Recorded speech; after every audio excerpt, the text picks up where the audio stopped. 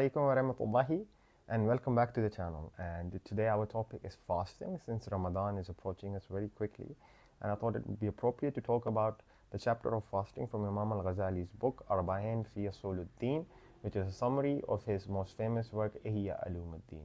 And so Imam al-Ghazali starts the chapter, as he often does, with sayings of the Prophet ﷺ in terms of the merit of fasting. So the Prophet ﷺ says that in terms of the reward of the deed of fasting, Allah subhanahu wa ta'ala will reward the man himself.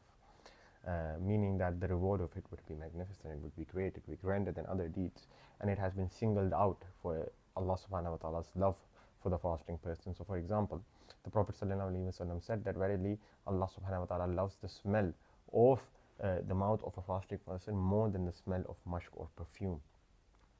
And so the reason that fasting has been singled out as a very righteous deed is because in essence it is an act of abstinence.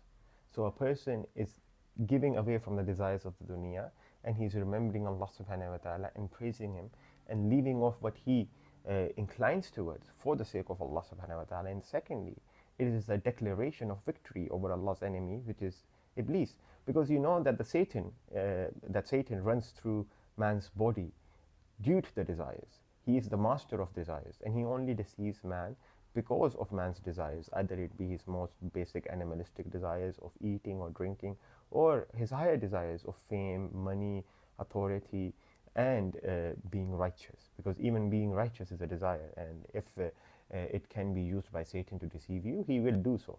And so it is a victory over Satan. There's a hadith of the Prophet ﷺ in which the Prophet ﷺ says that verily Satan flows through the blood of the son of Adam, flows through the veins of the son of Adam like blood. And so tighten yourself by hunger. So meaning tighten the pathways of Satan by hunger. And so the reason for that is because Satan flows through you by waswas, he flows through you by temptation, only due to that which can be tempted in you, which is desires and your base animalistic tendencies. So there are three levels to fasting. The highest level is that you fast every other day, obviously apart from the days in which it is prohibited to fast. And the second level is that you fast 1/3 of the year, and the last level is that you fast in Ramadan.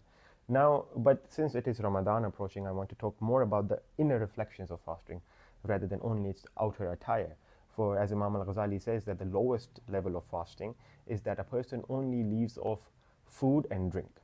So the only thing he does during the fast is he doesn't eat and he doesn't drink, but he does not prohibit himself, or he does not abstain from other foul deeds. And such a fast is good in name only. He will have no reward for it in the day of judgment. He would have still fulfilled the fast as an obligation, but it would have no share in the akhirah. He would have no reward for it, because if he thinks that the fast is merely to stave off hunger and food, Allah subhanahu wa ta'ala does not need you to go thirsty. He does not need you to go without food. It is a benefit for you to make you realize that you're a person who can do abstinence, who can understand that he is more than simply his base animal desires. He's more than simply the food he eats. He's more than simply the drink he drinks.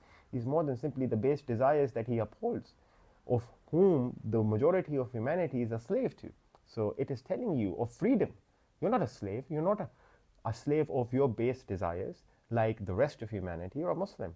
And the fasting is supposed to make you realize that you're far beyond your simple base animalistic desires. So the second level of fasting that Imam al-Ghazali talks about is a higher level of fasting in which one does not only abandon food and drinks, but he also abandons all foul acts. So he does not backbite. He does not speak ill of others. He does not curse. He does not look at woman, and a woman doesn't look at a man. He does not give into his lust. He does not give into hasad. He does not give into envy. He does not give into all of these base animalistic desires, right? And that is a fast of people who are truthful, because they realize that the fast is not really about what the body is experiencing. It's about the purity of the heart. You're being pure of the base desires of the dunya. And a heart that is not pure of the base desires of the dunya is a despicable heart. It is a heart that does not belong to human beings. It's a heart that belongs to animals. It's a heart that belongs to donkeys and dogs and other beasts of the jungle and the deserts. And so this is the fast of the righteous. So for example, there's even hadith of the Prophet ﷺ that if you only leave off food and drink, and if you do not leave off foul deeds, then know that Allah is not in need of your starvation. He's not in need of you leaving the food. And if you think this is the purpose of fasting, for you to just leave food and just to leave drinks, as if that's the only thing that is being imparted to you in this obligation, then you are, I would say, an utter idiot, because even a toddler can realize that the reason for not drinking and not eating is to control yourself and your base animalistic desires. So then Imam al-Ghazali mentions the highest level of fasting, which is that a person rejects everything that is not Allah during the fast. So he allows his heart to only remember and only think and only ponder upon Allah subhanahu wa ta'ala and that which relates to him. That he does not only leave, or he does not only abstain from food and drink, and not only from foul acts, but he abstains from everything that is other than Allah. And this is the fast of the best of the best. This is the fast of the saints, of the messengers, and of the prophets. And this is the fast that we must endeavor to reach.